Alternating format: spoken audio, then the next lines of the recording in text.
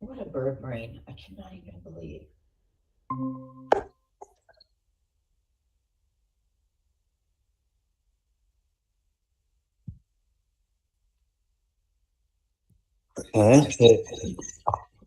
Hi, sweetie.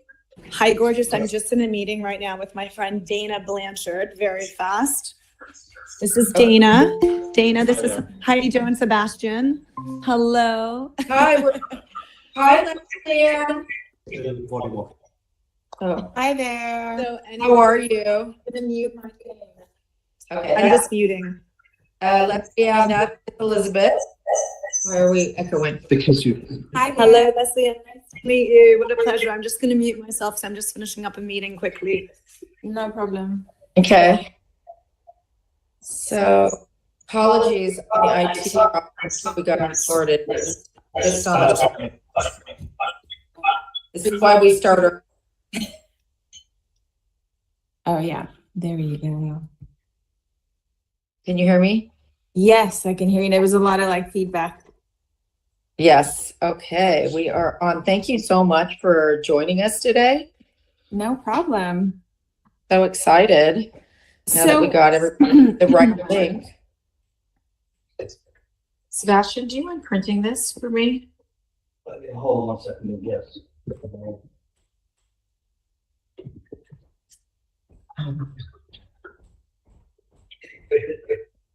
Do it on the other, brother. I can't get it on the other one. There's a question. Why do you phone? This is ridiculous. Can you send it to yourself or something, and then please? I sent the phone I hadn't set up, so you're trying to print from the one. It was set up with the brother. Okay, here we Okay, you get the brother go. working. I can't get it working. Well, it's not plugged in, so that's what happened. You took it out of there. Let me just stop.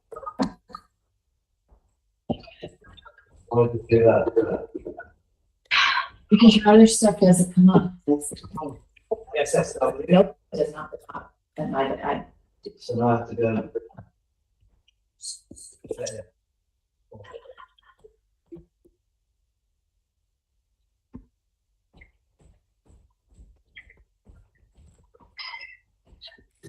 Is anybody else? So I'm glad at least we have the right link.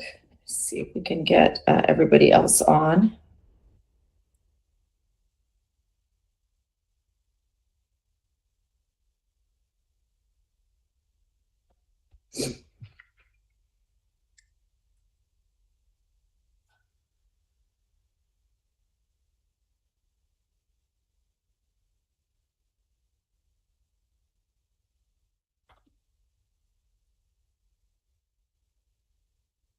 How long have you been doing this for, Heidi? 10 years. We started paperwork in 2014 and we launched in 2015. So yes, and I've heard a lot about your work and dedication to the cause, which is very inspiring. We're gonna get into. Yeah, I've done work with Saving the Survivors, which is an organization that Dr. Johan? Dr. Yeah. Johan? Yeah, we love him. We worked with them too. Yeah, and so I learned a lot about just the industry and that fine balance between what attracts people to Africa, and then also how the impact on the communities. Absolutely. Dr. Johan is a legend. He's so great, the work he does. Hi, Owen. How are you? You're muted. I don't know if that's intentionally. No, am I back? There we go. You're back. What's going on? Good morning. Good morning. Good morning. Thank you for being on. Of course. Yeah. Did you work last night? I did. I got back late, so I'm just awake. So good morning, guys.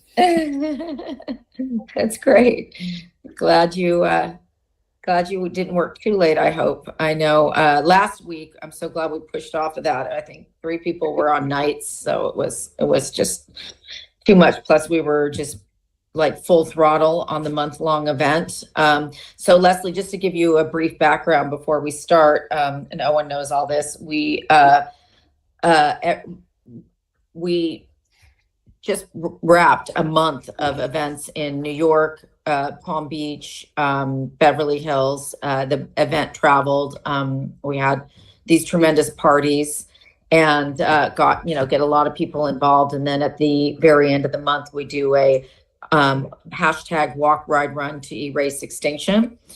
And it's taken a long time to take root. This basically started during the pandemic because we couldn't meet in person anymore, and it's starting to I couldn't believe this year it just went off. It went very viral. We saw it pop up everywhere. People are starting to do this. This was the idea that, and it's very hard because it's an unstructured event. It's not like everybody meet at said time on said date. It is, it's a free for all, but we're seeing it, this concept to start generate. And the thing that I was the most concerned about, we have a lot of sponsors and donors of our organization, and they always give generously. And we've been building on that, which is wonderful. But you can only go to the same well so many times. And this event was launched to start making $5. I'm way more excited about the $5 donation than I am the $1,000 donation, because the $1,000 donation comes from so few people that if we can get the $5 donation going, that's the whole idea. And that Stop Poaching Now can then be the funnel that drives it to people like Dr. Johan, and who will probably bring back into the fold. He hasn't been a beneficiary of this particular event yet, but he's one we've done work with before and we really love. And we're trying to, we have a small amount of beneficiaries now, but we hope to widen that, to someday hundreds. That's the idea of the people that are legitimate heavy lifting. So that's what this is all about. And we're going to start pretty soon. Elizabeth, we're going to drag you into ours. And you're going to say goodbye to your conference call. She's also, I don't know where she is right now, but I know she's waiting for her son, Henry, who is taking the SATs right now. So she's in like a holding room or something like that, waiting for her son to be done. Oh, there's Matt Luber. Hi, Matt Luber. Have you two ever met before, Owen? No, I don't think so. No. Oh, you guys. No, but my producing partner is from Dublin. Oh, no I'm way. South African. Ah. South Africans and the Irish are. We do. Yeah. I love South Africa. Same. Yeah, I'm a big fan of South Africa. South Africa's wonderful. Yeah. Who's your Irish producing partner? Name's Adrian Cunningham. We actually have a great project that we're going to shoot in Dublin next year. Yeah. Oh, wonderful. Yeah. Okay. My first time I'll be going. You'll have a great time. Yeah, I love South Africa. I haven't been back in a couple of years, and I really miss it. I really liked it. My favorite thing was seeing the seals in Hout Bay in Cape Town. Oh, yeah. Yeah. I just got back a couple of days ago, and I went on a hike just at the bottom of Table Mountain near Constantia, and we were just like surrounded by baboons. Just reminded, because I grew up there, so I was like, oh gosh, I really miss this, everywhere. Yeah, we had to stop shooting, and they had to shut down the set a couple of times because the baboons are just coming. You just got to kind of let them cross and do their thing and kind of carry on, right? Yeah. Matt, I think you're muted. Can you hear me now? Yeah, now we can hear you. Fantastic. Hi, guys. Fantastic. Hi. Hey. You guys know each other, Hello. right? Matt Luber. I'm here in Philadelphia Thank you, Matt, for for the joining weekend. us in Philadelphia. Matt is an esteemed board member, as is Elizabeth. If we could ever get her back, we lost her too. She's there, and we're waiting on Tim, which is very strange, but maybe it has to do with the new link. I'm really sorry about that. Whoever generated that from our organization did not do it from the right account. So I apologize, but that's not, as far as the YouTube component, that's fine. It's just, it was a little bit of a mix up for the panelists. So apologies about that. I just keep on resending this link till we get everybody on. Starting Mario now. coming? Yes, and his daughter. Please jump on. Sorry.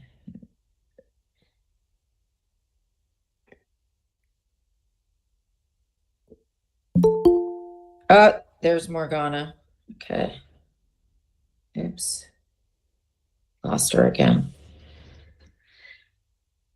Okay, well, you know what? We're there. Everybody will jump in. Let's just go ahead and start because it's 10:01 and this is being recorded, and so that we can post this on our channel and get more people involved with this plight that is plaguing the planet. And it's I was explaining, there's Tim. I was explaining to Leslie Ann, who is new to us, to this group, the month long that Stop Poaching Now has engaged in for global erase extinction. This year we camped on Earth Month, and successfully. It seems like the month that everybody seems to engage a little bit, start thinking about planet awareness. So that's exciting, and we rode that wave. As I was telling Leslie Ann, after all the events that we did month long, we saw a big response on the hashtag Walk, Ride, Run to Erase Extinction, which Tim and his sons, Tim, you're muted, by the way. Tim and his son, Eli, did the first year and got written up in the Hollywood Reporter for doing it with bandanas on during the pandemic. That's when we started this whole idea of going global. Prior to that, we had been doing a little spin event every year, raising $25,000, thinking that was great. But then when the pandemic happened, we couldn't do that little spin event. So we opened it up globally, with the hopes that people would start getting the idea that they could walk, ride, run anywhere, and they could donate $5 or $10 or $20 to this cause and feel like, I'm starting to do something. We just want to try to plug in the world to this. If every person gave $1, we would have over $8 billion for the cause. So that's really exciting that, we're starting to catch fire with the general public. So it took 4 years to build this, but it's starting to happen. We hope to be bigger than Susan B. Komen soon. Of course, that's a structured run and race, but it's gone global. And this is, most certainly an important cause for everyone. So thank you and welcoming this amazing panel. If you don't have your camera on, can you put it on? I see Elizabeth and Morgana. You're muted. We need your beautiful faces. So please turn on your cameras. Yes, I'm having a little issue with my camera, but I'm hoping to get there in a few moments. Okay, fantastic. Thank you, Morgana. And if you could get your dad on too, that'd be awesome. I think I saw him a second ago, but maybe he's having technical problems. And Elizabeth, please. I'm doing the same as well. Give me 1 second, you guys. I'm just about to get on. Perfect. My apologies. So let's start this. Hi, Tim. How are you? I'm well. I made it in the nick of time. You sure did, and just in time for us to. That's why I said let's start 30 minutes early. There could be IT problems, and of course there were. So thank God we started early, and thank you guys for being nimble on your feet and flexible, and really appreciate everybody being here. I'd like to start with going around and just everybody introducing themselves and what they're here for. In terms of what is at Stop Poaching Now, or the idea of it to them. So we'll start with Matt Luber, since you're at the top, and we'll work around the screen. Hi, it's Matt Luber. I have a management production company called Luber Rockland Entertainment. We represent actors, writers, directors. We produce films, television. I have been committed to anti-wildlife poaching for many years. When I first went to Johannesburg and then Kruger Park many years ago to visit a film set, I was able to befriend a ranger there, and he told me about what was happening to specifically the rhinos and how they were being killed and they're almost extinct, and it was mercenary and how terrorists were involved, and it really struck a chord in me because they're like prehistoric animals, and so I got really committed to it and started to do some fundraising, and then started an event called Winos for Rhinos, because as some people on the Zoom know, like Leslie Ann, they know I love wine. And then I know the amazing Heidi Jo from a film we produced many years ago, and always admired her and heard about Stop Poaching Now and the organization, and decided to put my efforts in anything that she does, because it's a great organization and covers a lot. And I got involved and became a board member, and we've done several different events, and I am committed to the cause. So I'm happy to be here, happy to support Sebastian, Heidi Jo, and this great organization of Stop Poaching Now. I love everything they stand for. Thank you, Matt, and thank you for being a part of this, and thank you for hosting. I heard a slight commitment for reboot of Winos for Rhinos this fall. Yes. More to yes. come. By the way, I don't know if you just saw Mario is being waited to let in. I don't know if you saw that text come in. He may be on the wrong one. I'm going to send to him again. He's in the wrong thing. It's okay that that's how we got messed up with the wrong link today. I will send this to him one more time. Okay. Use this link.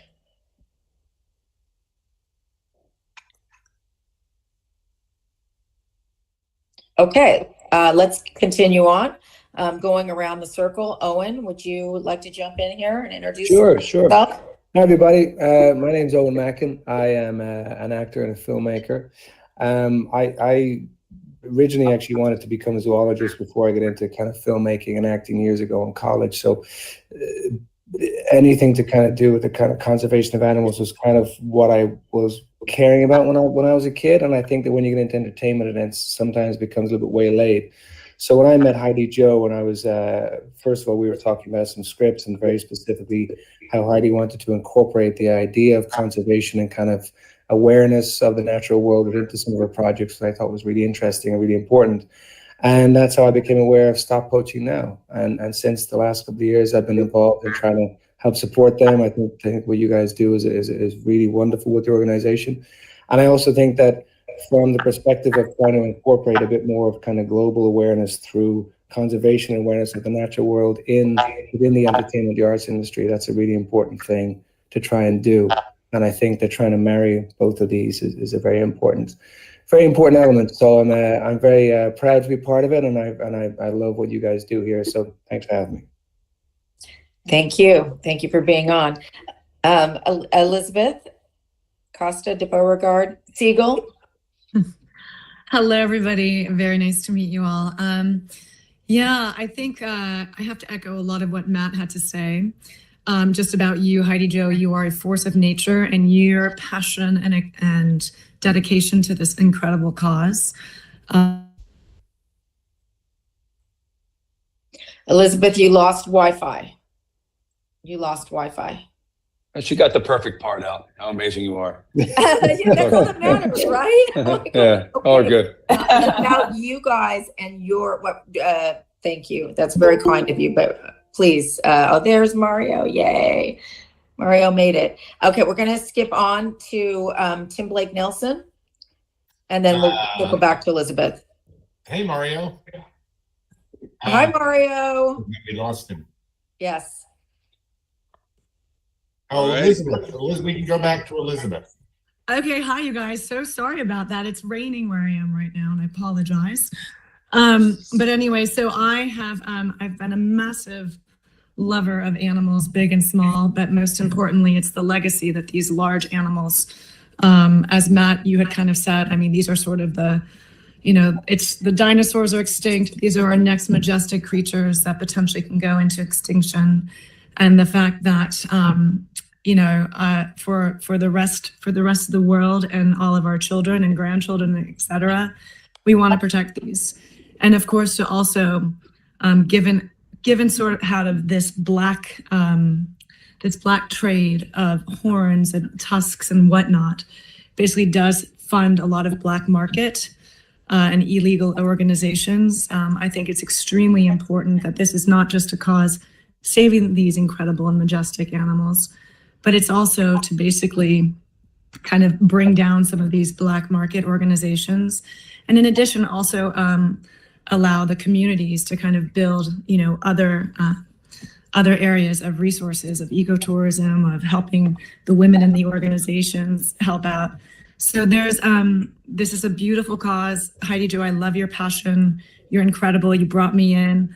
I'm here with you and excited to continue to educate those around us and also protect these wonderful, wonderful beings. Thank you. Thank you. That's beautiful. Okay, now moving on to Tim Blake Nelson. Please introduce yourself. Hi, I'm Tim Blake Nelson, and I too am part of the Heidi Jo Army, and love being a soldier under her leadership. And I'm a scuba diver, and like everyone else on the Zoom or Google Meet, wildlife is incredibly important to me, and the protecting of ecosystems that afford for everything from the apex predator down the food chain, because that gives us a healthy planet. And that's what I have to say. Thank you. Thank you, Tim. That's really beautiful. I really appreciate that. And I know that you have been in the trenches with me for a very long time. And I know you also have little ecosystems that you promote, but we'll get into that later. I want to hear about your ecosystems. So there's a lot more there. People don't realize how much they do care, and that's what we try to inspire and bring out. They may not have studied this or been part of numerous boards on it, but everybody wants to come to this cause because it is so important. They want this this world to be around for their kids or their nephews and nieces. It's so important. Okay, moving on to Mario Van Peebles. Please, I'm so happy we finally got you the right link. So thank you, Mario, for being on. You're welcome. Well, thank you for doing what you do. Like everybody on the panel, we see what's happening. And I was doing a talk at my alma mater, Columbia, and realized that when I went to college, we had almost 70% more wildlife than we do now. And that tomorrow's, that Dr. King says we either learn to live together as brothers and sisters in harmony or we perish together as fools. I think we have to really add into that equation. We have to learn to live together as brothers and sisters, also in harmony with nature, or perish together as fools. That tomorrow's struggle is not just about human diversity, which is super important, obviously, but biodiversity. And that's going to be a thing. And so what I've tried to do is say, well, how do I bring eco-consciousness into what I do? And I think that's the thing. It's like, how do you say, okay, the 3 loves in life: love what you do, love and enjoy the folks you do it with, and love what you say with your work. And how do I integrate what I feel we need to say into our work? So for example, I just did a Western, and the antagonist in the Western has sort of an eco-awareness. He's also a lover of classical music, and he's a Christian nationalist. But in the context of a Western, so that you're preaching beyond the choir. So we're not just doing a great documentary that the 12 of us, but saying, okay, in the context of mainstream entertainment, how do we get that consciousness more? I was at the Oakland Film Festival, and they had a lot of Black Panthers there, the old Black Panthers. And I had this shirt on, and you can see it says, slavery was legal, not letting women vote was legal, destroying nature was legal. When the laws are unjust, the just are outlaws. So trying to get that concept, say, okay, you have an awareness of racial justice, you have an awareness of women's rights. Now move that on, that if you exploit over race, you're probably going to repress over class. You're going to probably repress and exploit over gender, and that leads to the wholesale destruction of Mother Nature herself. That that colonizer bully mentality goes right through, I believe, is my philosophy, goes right through all the way. And if you disrespect race, you disrespect women, you disrespect this, I bet you're going to be packaging and destroying Mother Nature. And that's what happened in 1908. So my Western Takes Place Outlaw Posse in 1908. And so in that, what you wouldn't expect in that is we've got to put the nutritional values in places where the people get it. One last thing is, my dad wanted to be a book writer. He wanted to write books, but he said not enough of the lumpen proletariat, not enough of the regular folk were reading books. So he went to movies. So I feel we have to figure out how in every way do we decide, okay, I'm going to reach the kids, you're going to reach the teenagers, you're going to reach the people who go to Sundance. That's great. But we have to all each one to make it work. I'll shut up now. Thank you. I know, and everything everybody's introducing themselves and basically introducing topics that we're going to be discussing on this panel. So we have 43 short minutes, so we're going to jump right in. I think everybody introduced themselves. Leslie Ann Grant. Oh my God, Leslie Ann Brandt. Sorry, we talked in the beginning. She introduced herself to me. So please, Leslie Ann Brandt, jump in and please introduce yourself. I'll make it brief. I'm an actress. I'm South African, so I grew up, surrounded by incredible nature and wildlife. I think one of the most impactful movies for me was Gorillas in the Mist. After watching that movie, I really did take it upon myself to learn more about what was happening on the continent I lived on. I'm vegan as well, and it's, I love animals, and there is a health aspect to it, but what really got me into it was looking at the impact of our food system, not just, where I live, but in America, but also that global impact, in various other countries.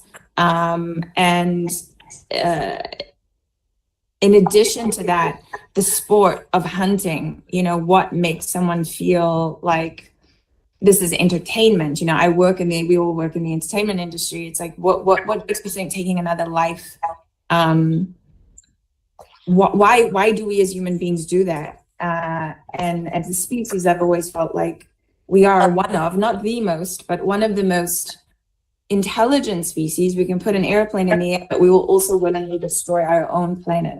And knowingly and willingly will overeat, will over hunt, and no other animal I don't think does that, so I'm a newbie to this organization. I do work with other orgs like Saving the Survivors. I've had the pleasure of seeing rhinos up close and helping Dr. Johan Marius from Saving the Survivors tag and just help heal wounds from a poaching incident. Who stopped poaching now, by the way, has helped before. Yeah, and so I know that I'm fortunate to have seen these animals up close, and that's not always a privilege that most people get to have, but they are majestic. It is incredible to see a male elephant just right up, in front of you, see a rhino sort of just in their natural habitat. It's the best way. So I hope that there is these sorts of, I hope that they're around for my son, and that he gets to experience that with his family in South Africa. Well, Leslie Ann, because of your efforts, he just might. And I know it sounds like we're having this small little panel. We have a YouTube audience on today. I don't know how many, but that doesn't matter. They matter. All of them matter, but more and more will see this because this will be rebroadcasted. and hopefully get many, many more followers. So Heidi Jo, did you get to the lovely Morgana before I came on? I have not gone to her. I just was I was capping on Leslie Ann, and I was last but definitely not least. I am getting to the lovely Morgana Van Peebles, who's our youngest panelist, and representing the voice that's so important to us. So without further ado, please, Morgana, introduce yourself and what brought you to Stop Poaching Now and efforts for conservation. Awesome. Okay, I just got everything working. So happy to be here with you all. You are all so incredible. So it's so fun to just hear everyone's introductions. I'm Morgana Van Peebles. So I've always been pretty eco-conscious growing up with a father like Mario, so that's always been big on my radar. When I was younger, I had such an affinity for elephants. And so I think that was my first broach into the topic of just eco-conservation and wildlife. I'm happy to be doing this on a bigger scale. I met Heidi actually a while ago, helping out with the youth board a few years ago now at this point. So happy to be back and helping out. 7 years ago, yes. Yes, The youth board has like an that. amazing president, by the way, now, just for a little side note. Oh, the best president. Awesome. Thank Gemma you. Thank you. Gemma Luber. Gemma Thank you. Luber. She showed up in full force at our Beverly Hills event. She's incredible. Love that. Yeah, so I'm happy to be here and just keep passing down the awareness from generation to generation, because this is a generational fight. I hope that, yes, our kids will be here, be able to see these amazing animals. So wow, happy to be here and help where I can. Thank you, Morgana. Thank you, everyone. This is incredible. This is the best panel we've ever had in terms of just incredible insights already without even having started. I can tell the energy here is just palatable and exciting. So we're going to jump right in. And I'm going to start, I'm going to give two people this question, two people at a time, and one person will start and the second person will respond. And then if the third person wants to jump in, just raise your hand. So the first question we're going to ask is to Leslie Ann and Tim. In your opinion, what role does the artist, influencer, media play in raising awareness about environmental challenges and driving action towards a consciousness and sustainability solutions vis-a-vis wildlife, oceans, all of it? So we're going to start with, it's a broad question. You can break it down and tackle it smaller. But this is our main question. So where do we fit in? Where does the media fit in? Leslie Ann? I think that we have this unique ability as artists to talk about things that seem confronting to people, but in a way that isn't. And, I'm a huge documentary film watcher. I love learning different points of view. I think when we look at the kind of wealth and power we generate as an industry, and then the impact that we are able to actually make with that wealth and with that power and with that voice, it's sort of a no-brainer. Why wouldn't you? When you're going to do a story like Gorillas in the Mist, or you're going to do a story about, over fishing, or why wouldn't a production try and make that as impactful as possible, and also make the connection for people to their everyday lives? How small changes collectively as a collective body can actually impact something that is around for the rest of future generations. What happens here does affect what happens in these ecosystems in the Okavango, and when you look at global warming, we're seeing what these prides and different animals, their migration habits, how global warming is actually affecting, Africa. And I do think that it seems, I think that we have the ability to have this conversation without being preachy, but simply by showing people, here's a story. Let me tell you a story about a smaller community, and have that sort of filter out to the world. I know, Tim, what do you think? Well, I I'm a real proponent of addressing particularly divisive issues, but certainly political ones and polemical ones. And I think this is a polemical issue because there are those who feel that protecting wildlife in the ways that perhaps many on this Zoom would advocate infringes on people's rights. And so, I do think this is a polemical issue as well. And I tend to believe that as particularly actors, but also filmmakers, we need to stay away from direct preaching and speak through the work. The stories we choose to tell, how we choose to tell them. And I think that can be far, far more impactful than the too easily dismissible actor as, it's one of those typical elitist lefties who are out of touch with the realities of subsistence living around the world, etc. Nearly everybody is against the ivory trade. But you get into other issues in terms of poaching where people think it should just be, there should be no laws. Somebody's, I think somebody's radio or something is on. I keep hearing If you're not talking, will you mute your background? Just in case it's you, I will mute mine too.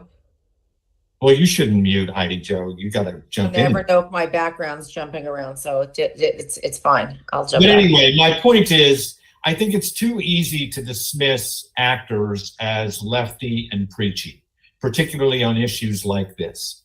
And so I think our best approach is to say what we want to say through the work we do and the stories we tell.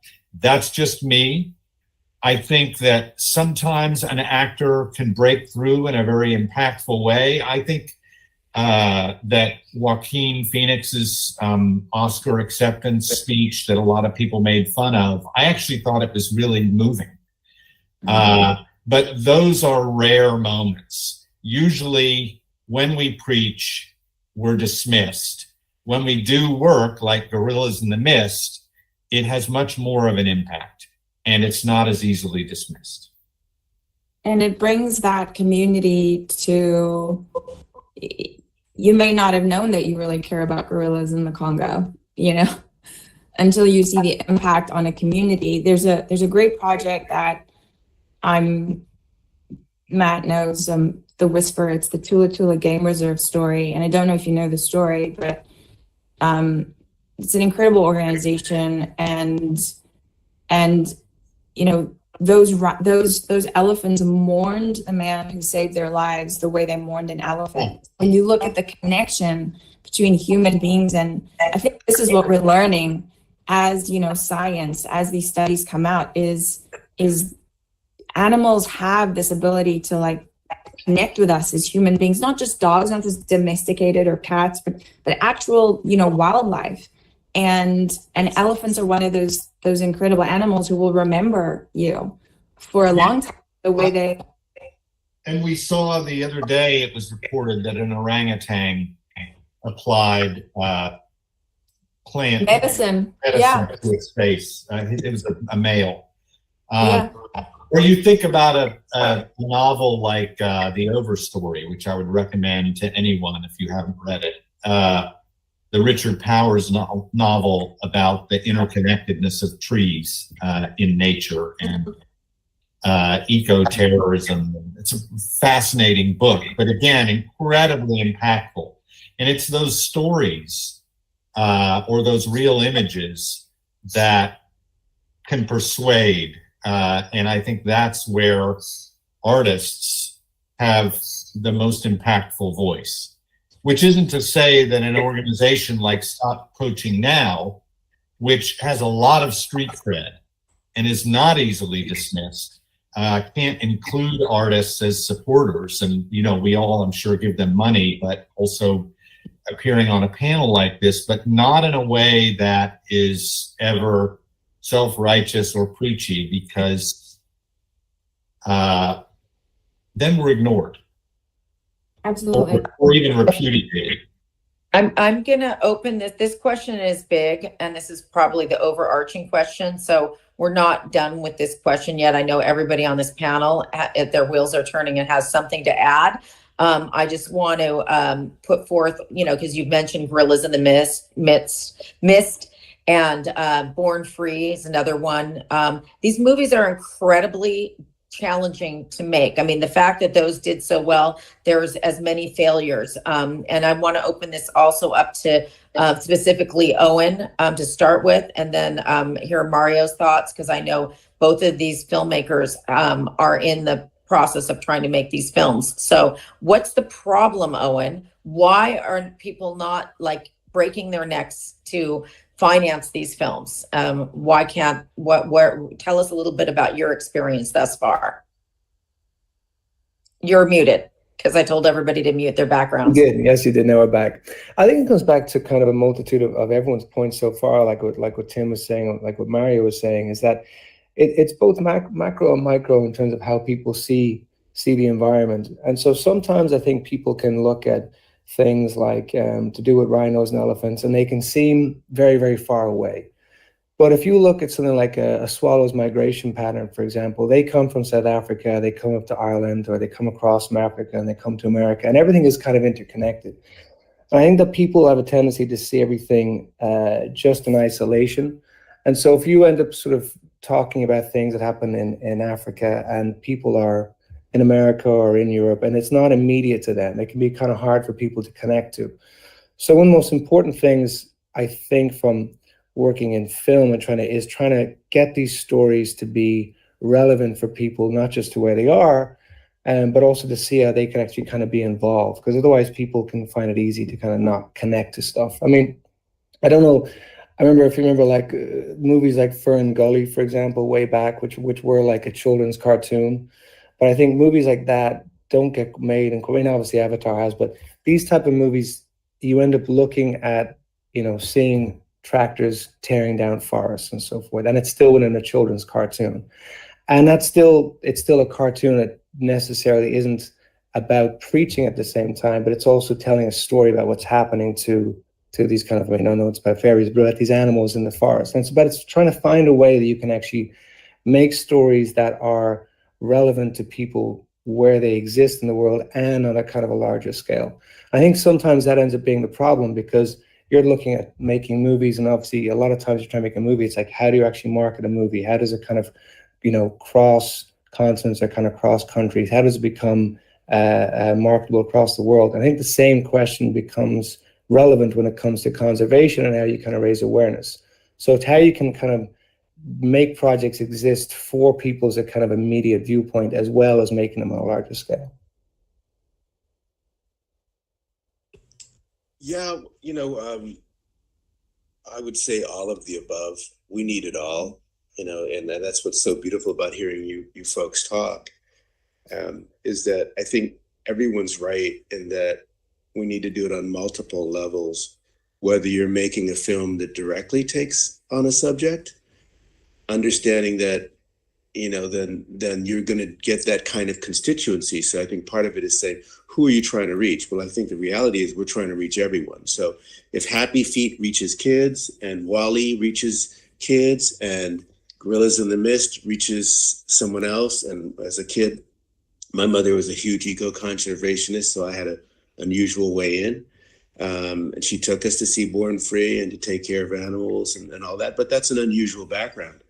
There's a great quote by Lincoln that I'll screw up for you, where he says, you know, with the public opinion on your side, you can achieve anything. Without it on your side, you can't achieve much. He or she who controls public opinion has more power than he who makes the laws. We are in the business of helping to guide, create, disseminate culture, i.e., we can make something hip. That's a great power. So if I make a film and the cool character in the film throws the trash right outside the window and the cigarette right outside the window, that permeates. If the cool person in the film or the attractive person in the film that you connect with emotionally helps an animal or does something, plants a tree or does that sends another message. Do you know what I mean? So we're in the business, and sometimes attacking something directly is not always as powerful. The Panthers loved my father's film, Sweetback, because they said it made being a revolutionary hip. I think we have to make being good with the planet and being right with Mother Nature hip. And I think when Morgana was a kid and we did Mario's Greenhouse, we tried to show in 8 episodes that trying to get your house towards green. We never got towards green. We got closer to olive. But trying to get your house towards green could be hip, that it didn't have to look like you lived in a yurt and ate granola, that you could make delicious food, that it could be stylish. And I think making something hip. And then the last thing is understanding this, is that we live, for better or worse, right now in a capitalist society. When I took economics at a pretty good school, same school Morgana went to at Columbia, they taught me that the price of this wooden stand here, you see this lamp right here on this wooden stand? But the price of that wooden stand would be whatever it costs you to go to market, cut the tree down, make the stand, bring it back, and then the forces of supply and demand would dictate the cost of that stand. Now, I get that, but that is wrong, because that kind of colonizer thinking never took into account what the tree was doing for free. The tree was holding down topsoil, providing animal habitat, possible medicine use, possibly spirit, we don't know. And so I think part of what we have to do is link it to economics. If we can say, how do we connect it to money? How do we say, okay, not only do we make it hit, which is great, because but style can go and come in and out, but how do we make it economically benefit us? When I was traveling in Africa, there was a guy who took me down to the beach, I think it was in Ghana, and he said, well, we're going to bring 2 hotels here and bring this there and build that there. And he was showing me all this stuff. And I looked at him and he could see that I was sort of saddened by this news. And I said, when you make it look like Miami, why will we come here? You know what I mean? You have to say what you have is beautiful. We tend to be anthropocentric. We honor that which human beings have built, made, or touched, and not always honoring what is nature. Well, if you cut down something at a church, you go into a church and blow a church up, everybody get pissed off. But you can cut down a whole forest. But because man didn't make it, we don't honor it. And so we have to make it so that honoring nature, that people want to be around it, that this is not only hip, it's not only beautiful, it's not only good for us, it actually makes you a lot more money. And that's the sad news. That's what I think. Thank you for that.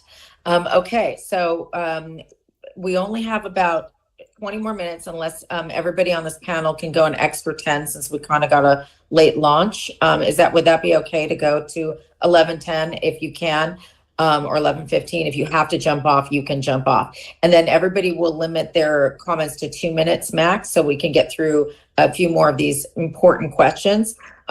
This is the most important one, and I want I want to approach this same question about the media and making movies about eco-consciousness. I want to bring it to Elizabeth Costa de Beauregard Siegel, because she is in international sales with Storyboard Media. I'm going to pitch you right now a project that Owen and I have called Behind Every Blade of Grass, which it starts, the inciting incident is the Nairobi Mall Massacre in 2011. Where terrorists take over the mall and massacre everybody. And this man who is a call him Afghanistan vet, his fiance gets killed in this massacre. So now, of course, it's a revenge story. He's after the terrorists. And when he finds that their terrorism is at least partially supplied by ivory, he goes ballistic and he decides to team up with the Rangers and go after and train. So I'm pitching you this. what are the problems we're going to have with this for you to sell this movie, Elizabeth? As far as problems, I think the first thing that comes to mind, honestly, this is very bizarre and detailed, but Germany, they don't like vendetta movies, and Germany is one of your largest markets. That's kind of very detailed and minutia, but it's true. That being said, it's more about what talent you have on board. There could be nothing, because it sounds like it's an action, it's a retribution story, kind of like Taken. And I think that something like this actually could have a lot of commercial value. But again, it's your director, it's obviously Johan, it's your cast, and obviously it's making sure that the budget falls in line with, of course, people being able to get return on their investment. And so then when something like this goes out, I think if it does become a mouthpiece for it's kind of it's cloaked the ideology behind it, and as far as trying to push an agenda, if that's sort of cloaked with a type of action movie, that will work very, very well. If all of a sudden you go into a drama, unless it's nominated for an Academy Award, it's very, very difficult these days to unfortunately push movies which are dramas and a bit on the smaller side, and not backed immediately by a studio or a streamer, but that people come together. If it's a drama, it's going to be harder to sell to the various distributors all over the world, and even to the Netflixes, et cetera, unless they've actually already come on board to begin with. So something like this, again, you put the right package in place, execution dependent, of course, and then I would say wait and then sell it to the market once it's done. Because I have every confidence that it will become a great film with a wonderful message and still entertaining. Because if it's entertaining, it's going to draw the most audience around. So very happy to continue to talk about this. Okay. Thank you. I think this is very interesting for audiences, because on this kind of panel, they don't always get, how to get their movie made. So we really love that. And I'm going to also throw this up to Matt, who represents talent. How easy would it be to cast a movie like this? For casting, I mean, you represent talent. Will cast respond to a movie with this kind of thematic? Yeah, I think a lot of actors want to do stuff with purpose, and at the end of the day, want to tell important stories and leave a legacy behind. And especially if they have children, they want to do stuff that their families are going to be proud of, and leave a mark on society. So I think if you're doing something for the environment and something for wildlife species, that I think people would be drawn to that for sure. I just don't think you see enough of these movies, and you don't see many of them green lit. So the opportunity to jump into something like this is a rarity now. So I think you could get major stars and great actors like many of the people on this Zoom to participate. Yay. I think that Mario made an interesting point earlier on. If you remember, like when we were growing up years ago, like the Marlboro Man became a kind of a very important figure culturally. And it's about finding figures and creating figures that are just as important culturally, that people want to kind of look up to, that are more representative of how we see nature and how we kind of are, intertwined in the environment and the natural world, as opposed to what you're saying about churches and forests, smoking cigarettes or kind of caring for the natural world, or as you're talking about kind of turning your house green. I think it's how you kind of make that cool, which I think is really important for people to connect to. So as you say, it's what Leslie Ann was saying earlier on, it's not just about preaching, it's about making something cool and connective for people, and something aspirational, as well as being part of a really cool story or a movie or a piece of entertainment. You're making people want to be a part of something or be similar to somebody. Like as you were saying, Mario, about a character throwing the trash or just on the street, you want to make your characters representative of how you and your kids kind of want to be part of the natural world and so forth. I agree with that. I never preach about being vegan. I definitely don't. I don't have an issue with my friends eating whatever they eat around me. It's what I found in that approach is people have questions and they want to know. And so when I start talking about, great documentaries or like what it did for just my health and my body, or the kinds of things I saw, the impact, on the environment. I have a few friends who just went down to eating, meat like 3 times a week instead of every day, and I'm starting, because I can't save every animal, but like I choose, every meal. And so if you're making that decision, there's a at home, it starts at the breakfast table, right? Like there's an at home thing that you can start with. And I know a few friends who've read up and are just more actively involved in making sure even what they buy is coming from a place that is reputable, is, treating animals better. But I think that approach, to your point, it's not preachy. It's finding a way in.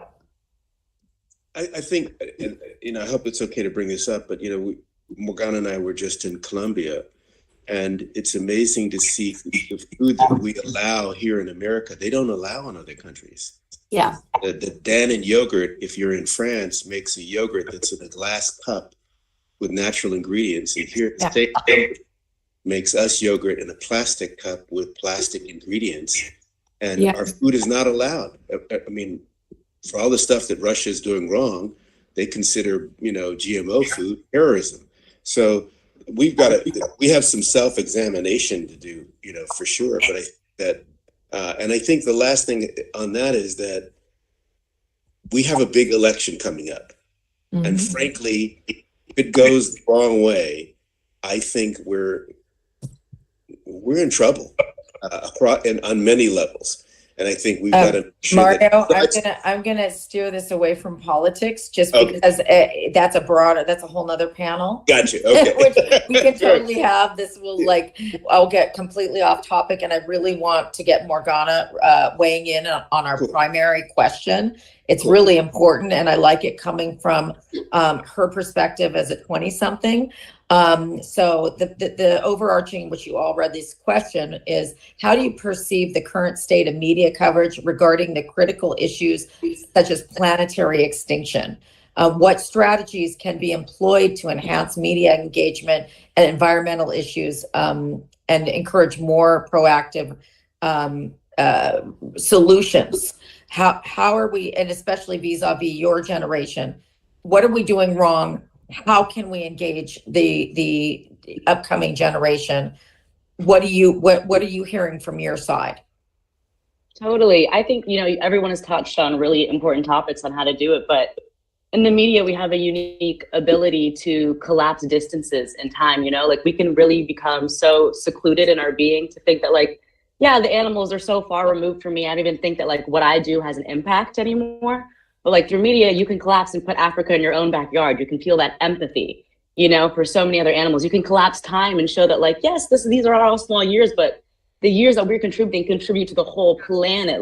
This is our micro perspective. We need to get that macro through the overstory, going through generations of how our effects affect our planet. And so through these amazing films, especially the Lorax, Wall-E, Happy Feet, there's fun ways of getting children to be eco-conscious and thinking about other things just than themselves. We're not just in conversation with each other. We have to be in conversation with nature and these animals. Somewhere along, we lost that ability to converse with them and realizing that we are also stewards of this planet. And so that's something that we need to reinvigorate in the youth. And I was actually talking to one of my friends recently because of this panel of we're in a Zoom generation. People are online. I mean, we're doing this panel online right now, and it's we have the Miss Rachels and we have the Gracie's Corner and things like that. But where is our ability to have something of that sort, to expanding their knowledge through animals and our planet and how we take care of this planet? It is a responsibility that once again, that it's not just about us, we need to speak up for other marginalized places that we're completely disseminating. And so I think through little Easter eggs and through animation and through fun ways, making it cool again, making it cool for the younger generation is genuinely the way to do it. But it's true. It's through certain movies, they speak to different audiences. And so you need to find a way to make this, because it's a global conversation, accessible to the global mass. And I'm going to interject because I want to hear your opinion also on social media. which tends to be very human centric, which seems to be very narcissistic. Is there any hope that this incredible vehicle can help your generation? Absolutely. I mean, that's where our generation is. You know, we need to speak to them to what they're on. And that's the TikTok, it's the Instagram Reels, it's YouTube, genuinely. And so it's like, we can't force everyone to come to our plate with just these movies. We got to go to them. And it really is getting out this information in ways that people are willing to hear it. Yeah, 6-second clips, whatever it is. If that's the way people are going to get their information, we got to do it. Like, that's so important. And so it's like, it's been something that I've been doing in my personal life. Like, I have 2 younger siblings, and I was just trying to help them understand like these ideas of endangered species, because they were asking me so much about my elephants, and like I have all these elephants at home, and I was talking to them about like how we modified elephants to be born tuskless, and now there's more tuskless elephants in the world because like we're just poaching them like crazy. And that's something that they'd rather give up their tusks, but like that's what actually helps them fight predators, do all these other things. But we're their biggest predator. Like at this point, screw it, let's get the tusks away. So I was trying to find fun ways to like help them and get them incorporated in it. But it's true, it's like they feel so far removed from these animals because they don't see them every day, they're not there. And so building up a line of empathy for them to know that like we're closer than this than we think. There was a line actually in Happy Feet when it opened, which I think was so impactful. Morgan Freeman talks like how penguins are not that far removed from us and they're not that different. And so that opening line already puts us like, oh, okay, now I feel like I'm a part of the story. I'm in it, I have an impact. And people need to feel that way. They need to feel that they have power and that they have a voice to contribute to this.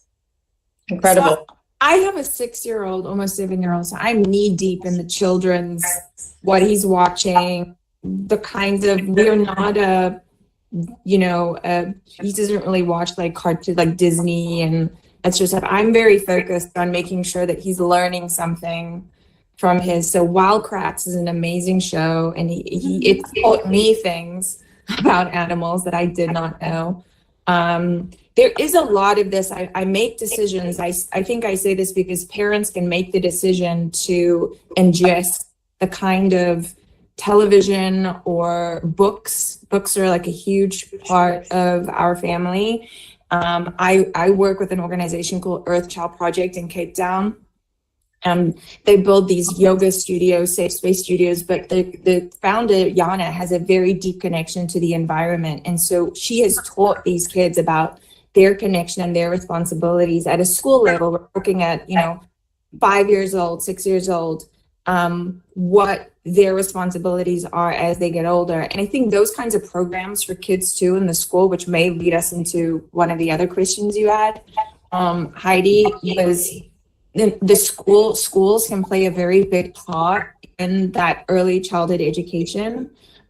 Kingston goes to an international school and they have such a focus. It's a French school. They have such a focus on like, you're a citizen of the world. You have a responsibility to not just yourself, but to everyone around you. And then that wider global community. I think those kinds of programs are incredibly important.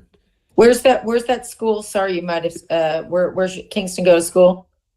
I prefer not to say publicly. Oh, sorry. But it's just it's a French school in the French system. They definitely have a very active global consciousness about the environment. Yeah, and so it's not LAUSD. I don't know what those programs look like, but yeah. So I'm going to open that up to that same question. Thank you, Leslie Ann, for bringing it up. It's so important.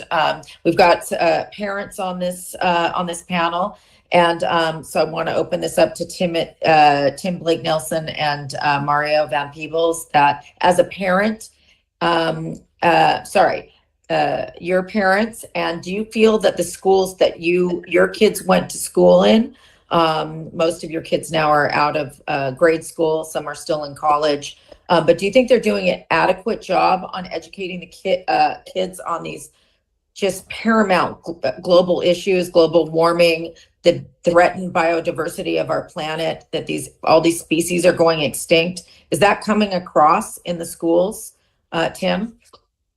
I have to say, not the schools to which we've sent our children. Just to be honest. And I think probably it's more important what goes on at home, ultimately, which isn't to exculpate schools that don't teach environmental consciousness because I think that you make a valid point.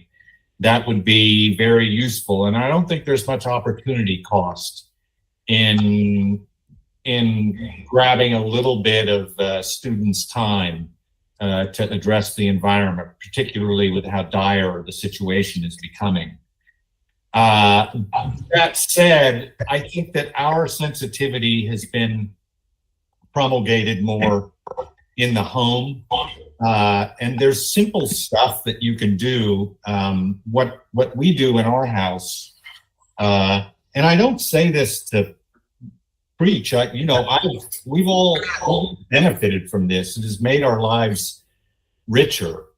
We raise butterflies, particularly monarch butterflies, in the summer, and it's a whole operation that my wife and I do together, and the boys have always taken part in it, and they love it.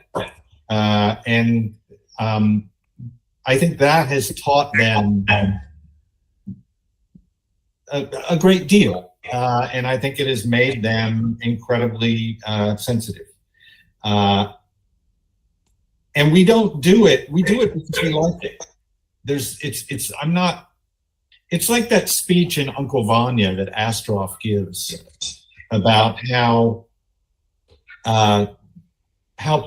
people who are environmentally conscious actually live happier lives. We tend to think that environmental consciousness is burdensome because you look around and there's so much despoliation and pollution and ugliness and disregard. But actually, if you move past that into an activist approach through what it is you do and how you try to enrich your life, with us, it's raising butterflies. It makes you a happier, healthier person.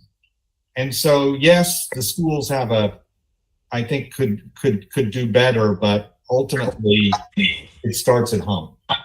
Mario. You've raised a few kids, Mario. How many? They've raised me. One of the great ones is right there. I agree with Tim. I think, the other thing is, it's like, what schools are we talking about? We're all pretty darn lucky people on this panel. And there's a lot of folks out there who just don't have the access, because I'm here in Oakland screening the movie. I obviously was in Oakland as the home of the Black Panther Party for Self-Defense. One of the things that Elaine Brown said, who was one of the leaders, said that we thought if we gave the people food, they might want clothing. If we gave them clothing, they might want housing. If we gave them housing, they may want land. And if you got land, you might one day want some nebulous thing called freedom or social justice or eco-justice. This sort of concept that you had to get beyond the hand-to-mouth existence to go, oh, wow. Yeah. How do we do these next things? And that is an elitist place to be. And so in terms of, so we're lucky, we're all blessed in that we sort of can make a pretty decent living doing something which I assume we enjoy, and send our kids to those kind of schools. So, but when I go out and talk to other folks who are at public schools or just trying to get school lunch programs, it depends on what school. Yes, my kids have gone to some pretty phenomenal schools. Morgana went to school, not only Lycée Français, but she went to Columbia. She went to school in Costa Rica. We were just in Colombia. So we have access. And so I think that's kind of a rarity, really. We also grew up, with my mom and my dad, but particularly my mother, who had a big eco-consciousness, that's sort of eco-awareness that she passed on. And we did the show Mario's Greenhouse. So the house that we live in has got recycled gray water and, green roof and saline pool. And we see the way that you can interact with nature in less of an agricultural way, maybe in more of a permaculture way, if you will. So we're sort of aware of that. We have bamboo floors, blah, blah, blah. But that's us in the home. so we can see directly in the home now. Now, what happened was, because we have a saline pool, we do get some birds that think it's a great place to stop over, and we get wildlife all the time because we have incredible wild, and we're in the middle of LA, and sometimes it's like, whoa, we get coyotes and everything there, so it's like, so we have that, and we in our own lives. So I can't say that really that I see that consciousness reflected in most schools, but yes, we've been able to navigate into some of them, but I almost feel I feel that is a rarity, and from the folks I see out there going to public schools, that doesn't happen much. Okay, fair point. I would add to it real quick. I'll add to it real quickly. It'll be quick. I would just say, I don't think the schools are doing a very good job at it. I think schools in general, certainly in Los Angeles, they think they mean well to do good and to be kind and all that stuff. But I feel like, and we don't have to expound on that because we can go to places we may not want to talk about, but I feel like they are fixating on so many different ideologies with the kids, and they're taking up a lot of bandwidth and a lot of mental space that environment and wildlife, it becomes an afterthought. It's not being, and I feel like there's a lot of time that could be spent doing it and less on belief systems. And I'll leave it there. I thank you, Matt. I would agree that this is not a political issue.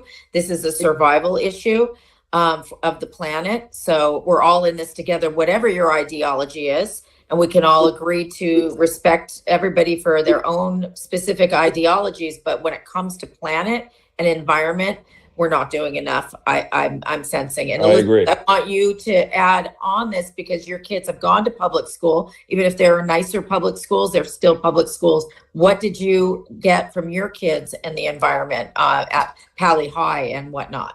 Please, elaborate.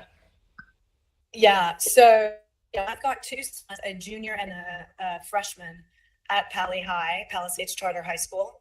And I have to say, they actually are it's a 3,000 student body. And there are environmental science classes, there are environmental type classes, there's composting on campus, there are recycling programs on campus, and there's also school clubs. So I have to say, as far as the public education system of LAUSD, and the student body is represented by every single little town of Los Angeles. I don't even quite know how many that is. But we have people traveling, 25 miles to get to our school. So they're big busing programs. So it's a very, very dynamic student body, representative of every single ethnic group in Los Angeles County, which is great. So I'm a massive advocate for LAUSD and charter schools, because I think they're actually doing a very good job in helping our students. But it's also got to happen at home. And I think that, parents have got to be very clear on the environment and what they, and how important it is to sustain it. But I do believe that the teachers do a great job in always trying to reinforce the lessons of protecting our earth. And whether it's more environmental right now, does it go into the big majestic beast? Probably not as much as we would like it to, but school clubs do push that agenda as well. So that's really good to hear. I want to add something. The Earth Child Project in Cape Town works with schools that are in Black and brown neighborhoods, so low socioeconomic areas where kids are surrounded by things like alcoholism, violence, gangsterism. And what they have found is when you go into those kinds of public settings, those schools, kids are coming into the classroom dealing with so much at home that holistically they've used environmental these programs to help, stuff like meditation, stuff like being out in nature, going for hikes. They've helped use those sorts of programs to holistically approach these kids, teach them a little bit about the world that they're in, give them some reprieve from what's happening. But those kinds of resources, that programs aren't always available. And I think that I don't know that inner city kids in, neighborhoods in Los Angeles or in the United States are necessarily getting those kinds of programs. Yeah. By the way, and a plug to Stop Poaching Now, 10 seconds, Hydro. To Elizabeth's point, clubs in schools, very important. And I will just brag, my daughter brought the president of the youth board is bringing a Stop Poaching Now club to her high school to raise awareness. So I think the clubs are a good idea. Very good. And encourage your kids. They have to do it on their own. You can't make them do it, but you can have that conversation. And nothing more powerful. My daughter, Marlena, was also president of the youth board years ago and started a club at Archer School for Girls. And so it's very impactful. So thank you for sharing that. I want to go into one of the last questions, which I'm going to pose first to Morgana, because for the younger generation. And we kind of started this conversation as this panel is called The Wrap. We spent, especially Elizabeth and Matt, spent a whole month doing planning, being a part of events for Stop Poaching Now to, bring awareness around the world.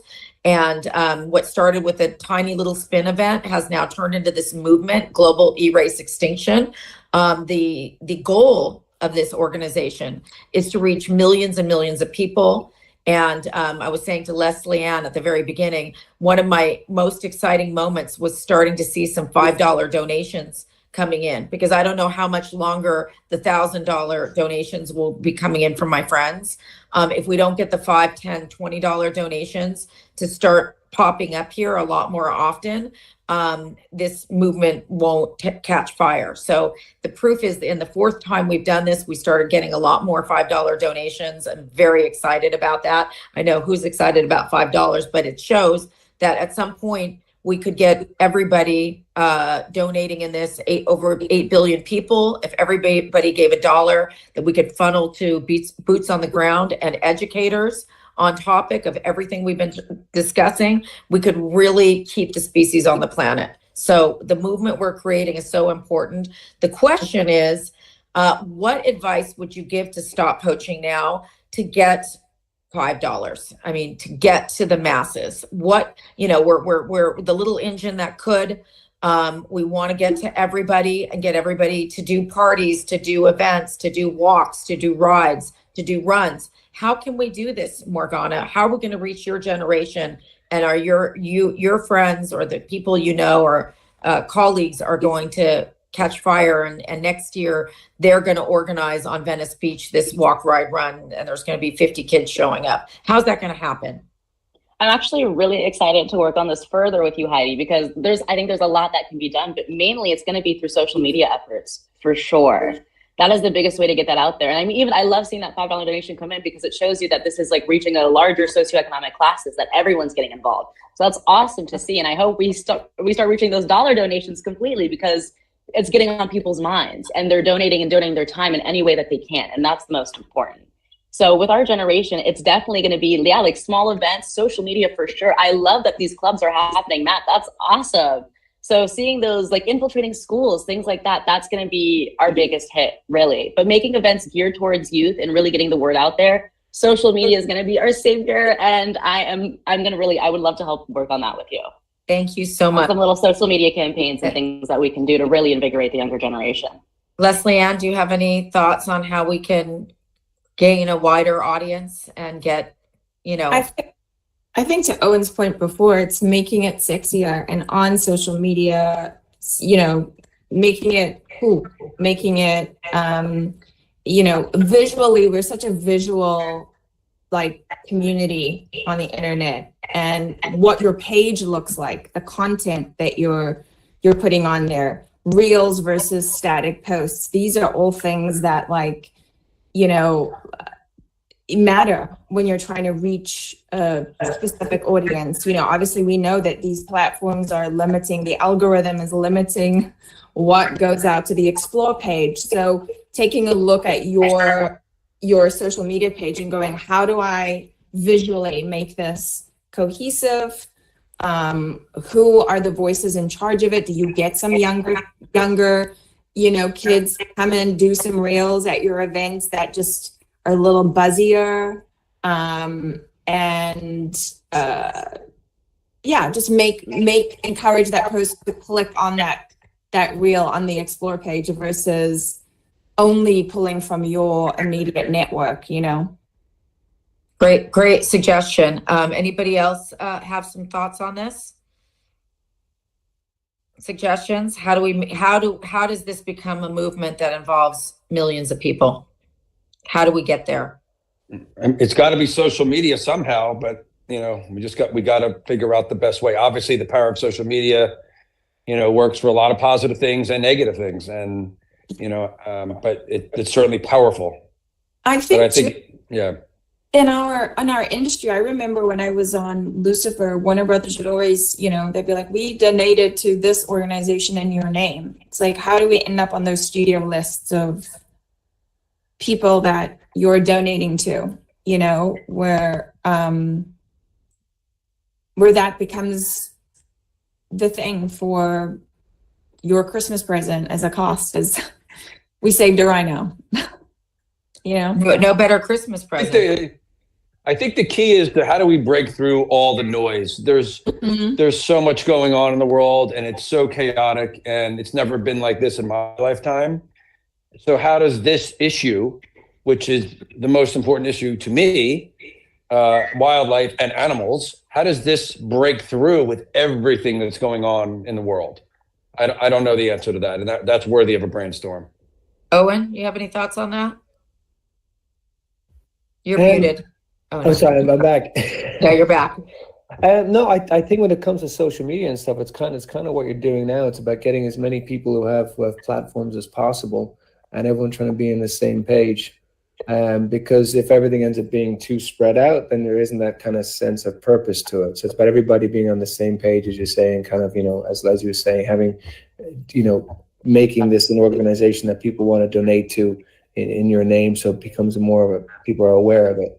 And so as people using their platforms to create a kind of much of an awareness about specific topics that like SBN are doing, like you're just saying, the walk in Venice, and doing that as much as possible. So it's kind of narrowed down so people are very aware of the specificities of what's going on. That's fantastic. And, you know, everybody on this call is a filmmaker of sorts. We've all been producers or, actors, writers, directors, every aspect. Most everybody's experienced at least one or more of those hyphens.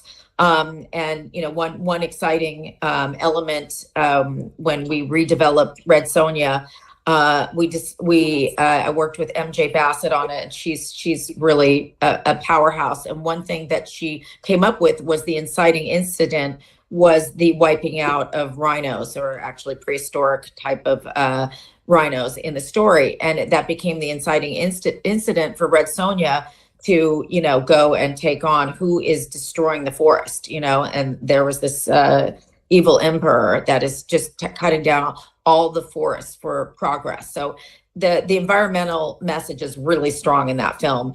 And maybe we can give it a thought. You know, it doesn't have to be as strong as Red Sonja. But, you know, that's a comic book that had a big turn.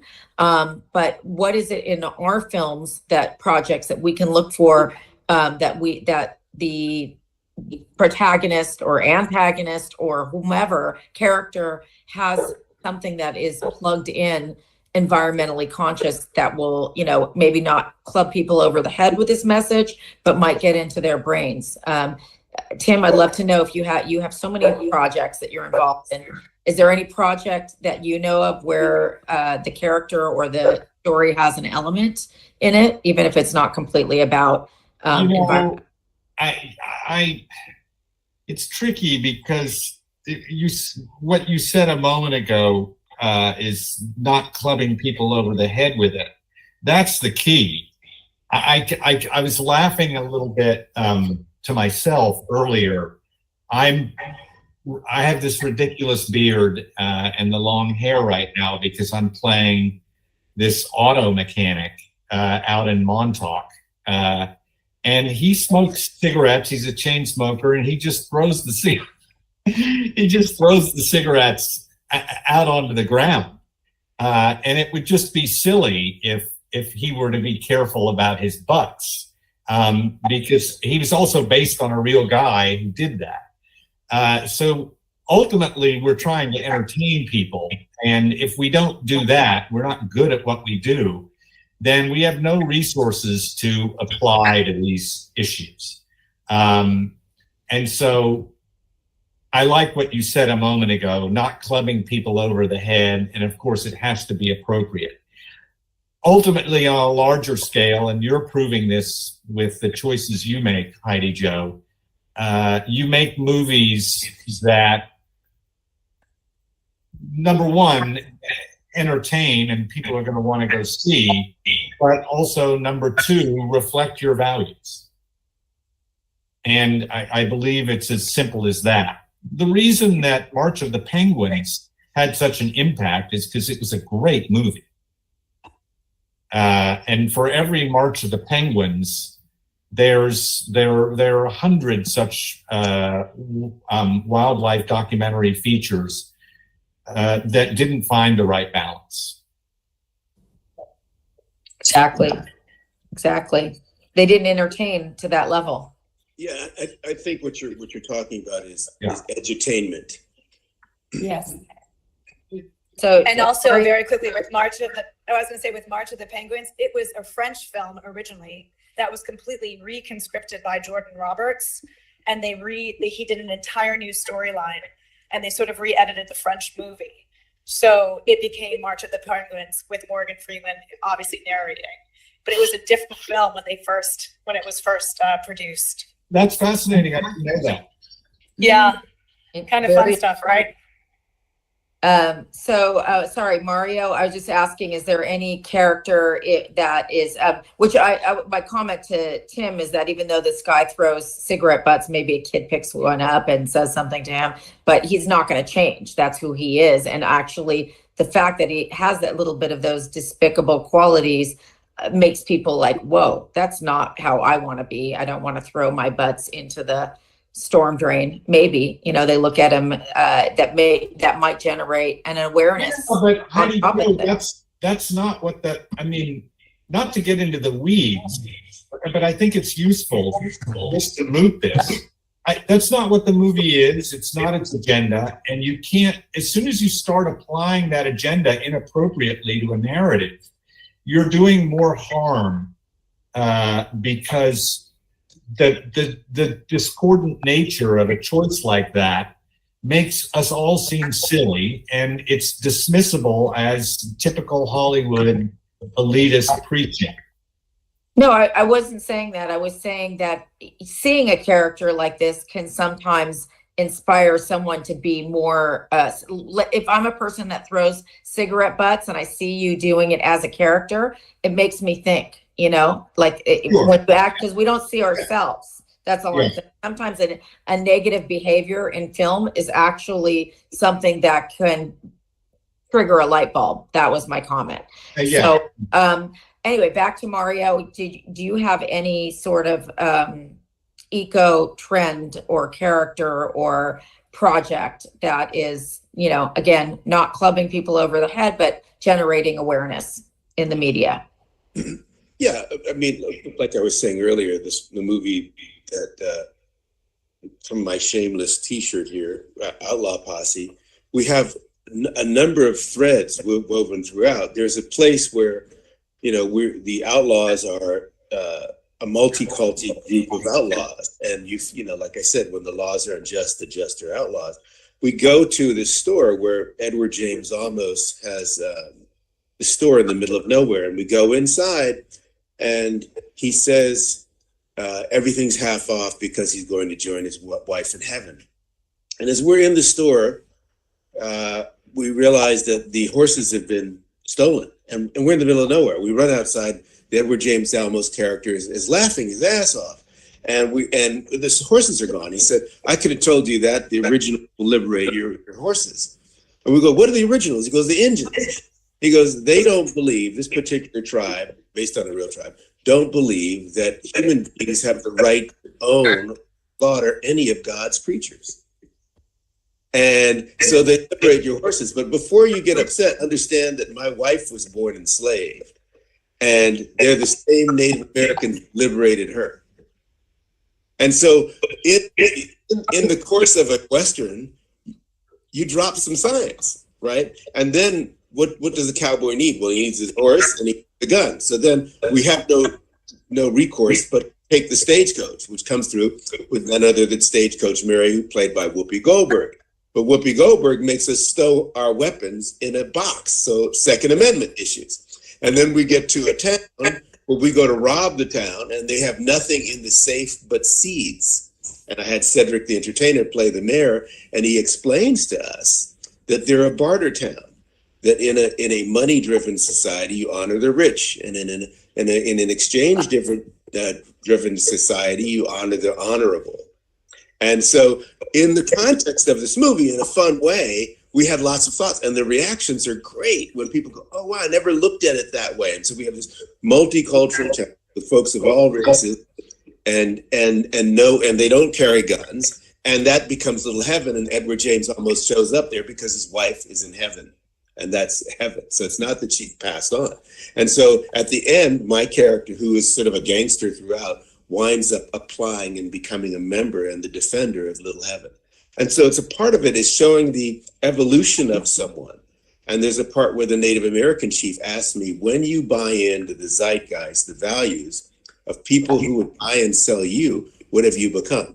And so we start to play with the idea of going away from money, going away from things that destroy nature, and saying, how do we get to more holistic existence? And that town is an entire town. Matt's the producer of the film, called Little Heaven. So yes, absolutely. I find it fun to weave it in. Now, again, like Tim said, I don't make it overt. That's not what the poster is, but that's what you discover. And that's some of what you discover on the journey. I'm looking forward to seeing that movie. I am saying goodbye. It was an honor to be on all of you.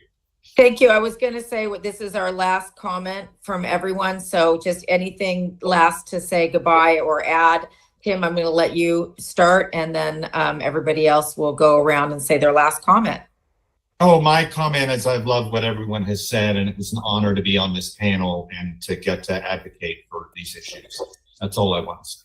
Tim, I look forward to seeing your character. All right. Bye. It's going to be a good one. Bye. Matt, you want to wrap up your last thoughts? I just think it's important we keep talking about this and keep brainstorming ideas about how to break through. What I said before, I am concerned about all the noise in the world right now, and time's not on our side with a lot of these species, and human beings are not being kind to them. So I feel like we have to continue to do what we're doing. And I think it's important to talk a lot about what Morgana was talking about and start with the youth and social media and really just figure out ways to break through.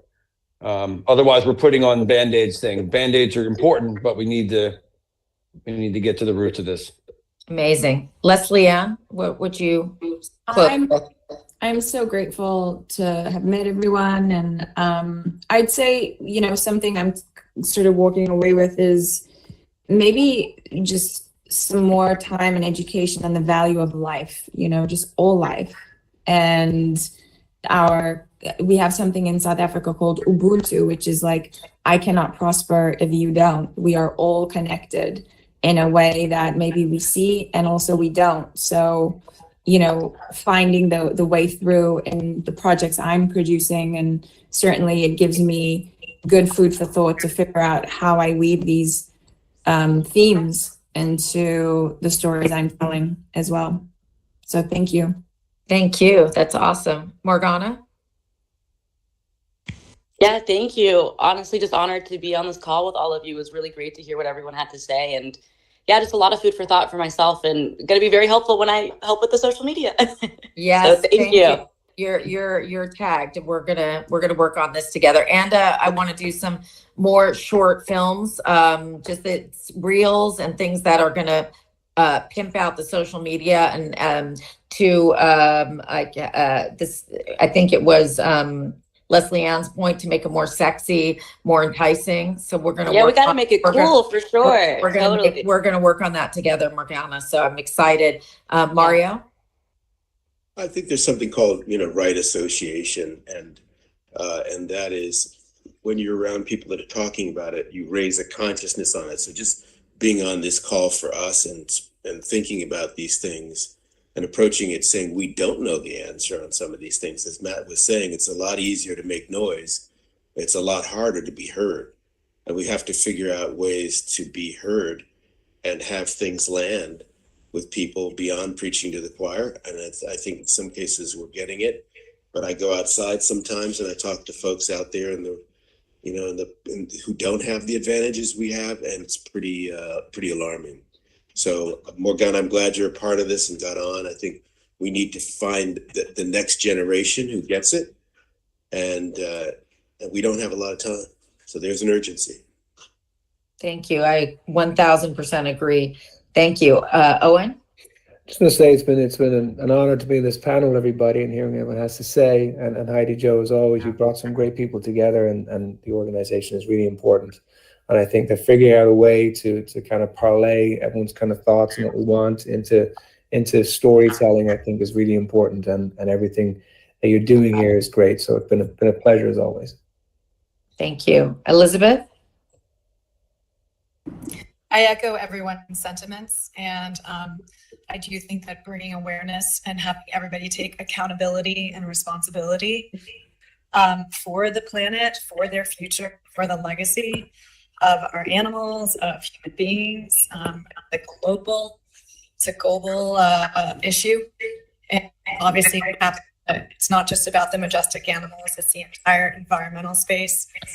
So I look forward to more of these, and obviously playing my part to the best of my ability, and again, raising more awareness. So thank you, Heidi Jo, for everything, and thank you everybody else who's on this panel. Hope to meet you all in person. First, thank you. And I want to say everybody was magnificent today. You really inspire so much more than you even realize. So much great food for thought. I wish we could stay on another 2 hours. I mean, I'm going to call you later, Mario, about the GMOs and, why we have a war on insects when insects we need them, for the biodiversity and to pollinators and our plants. We got to stop trying to diminish species for our own greater gain. And I think, once we turn our thinking around, I know my thinking has changed a lot over the past decade or two. I love bugs now. It's so, it's not, to Elizabeth's point, it's not just majestic elephants. We love them, but it's all species. It's not just one species of humans. And to Mario's point, we've been such a focus on diversity, which is so important in our culture, but now species diversity. Let's bring that attention because they really need us. They really need us. And thank you so much for your passion to save them. And we're going to do this together. And Heidi, I think to add to that, it's not even that they really need us. We really need them. My mother was fond of saying, trees don't need us at all. We need them. Thank you. Exactly. The flora and the fauna, and we need them. We need them. So thank you for ending on that note. And we'll be together very soon again. So thank you all. My heart goes to you, and God bless. Thank you, everyone. Have a wonderful rest of the day. Thank you. Bye.